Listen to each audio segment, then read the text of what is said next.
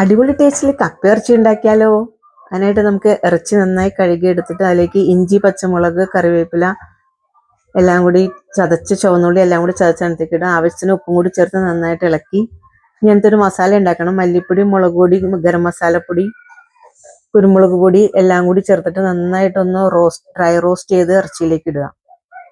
അതിനുശേഷം നന്നായിട്ടൊന്ന് ഇളക്കി കൊടുക്കുക. നന്നായി ഇളക്കിയതിന് ശേഷം നന്നായിട്ട് മിക്സ് ചെയ്യണേ. നന്നായി മിക്സ് ചെയ്ത് അത് അതിലേക്ക് കുറച്ച് സവാളയും കൂടി വഴറ്റിയിടാനുണ്ട്. കുറച്ച് സവാള അരിഞ്ഞെടുത്ത് വെളിച്ചെണ്ണ ഒഴിച്ചിട്ട് നന്നായിട്ട് വഴറ്റിയെടുക്കാം. അതിലേക്ക് കുറച്ച് കറിവേപ്പിലയും കൂടിയും ചേർത്തിട്ട് നന്നായിട്ട് വഴറ്റണം. നന്നായി വഴറ്റി നല്ല സവാള നല്ല സോഫ്റ്റ് ആയി കഴിഞ്ഞ് കഴിയുമ്പം ഇറച്ചിയിലേക്ക് ചേർക്കുക. ഈ കറിവേപ്പിലയും സവാളയും കൂടി അതിനകത്തേക്ക് ചേർത്ത് നന്നായിട്ട് മിക്സ് ചെയ്ത് ഒരു 3-5 പ്രഷർ കൊടുക്കണം. അതിനുശേഷം നമുക്ക് കപ്പ വേവിക്കാൻ വെക്കാം. കപ്പ തിളപ്പിക്കാൻ വെച്ചിട്ടുണ്ട്. അതെന്തായെന്ന് നോക്കാം.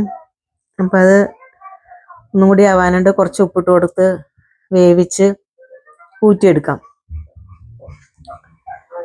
കപ്പ എല്ലാം നന്നായി ഊറ്റിയെടുത്ത് അതിലേക്ക് വേവിച്ച ഇറച്ചി വെന്തോന്ന് നോക്കാം. ഇറച്ചി ഇളക്കി നോക്കിയപ്പം നന്നായിട്ട് വെന്തിട്ടുണ്ട്. അപ്പം 3-5 പ്രഷർ കൊടുത്തിരുന്നു. ആ ഇറച്ചി നമുക്ക് ഇനി കപ്പയിലോട്ട് ചേർക്കണം. കപ്പ ഒന്ന് നന്നായിട്ട് കുത്തി ഉടച്ചതിന് ശേഷം നന്നായിട്ട് ഉടക്കണം. അതിലേക്ക് നമ്മൾ വേവിച്ച് വെച്ചിരിക്കുന്ന ബീഫ് എല്ലാം കൂടി ചേർത്ത് നന്നായിട്ട് മിക്സ് ചെയ്യണം. നന്നായി മിക്സ് ചെയ്ത് എല്ലാം കൂടി നന്നായിട്ട് യോജിക്കണം. വായിൽ കപ്പലോടും, അത്ര രുചിയും മണമാണ്. നന്നായി യോജിപ്പിച്ച് നല്ല എല്ലാം കൂടി നല്ല നല്ല ജോയിൻ്റ് ആയിട്ട് വരണം.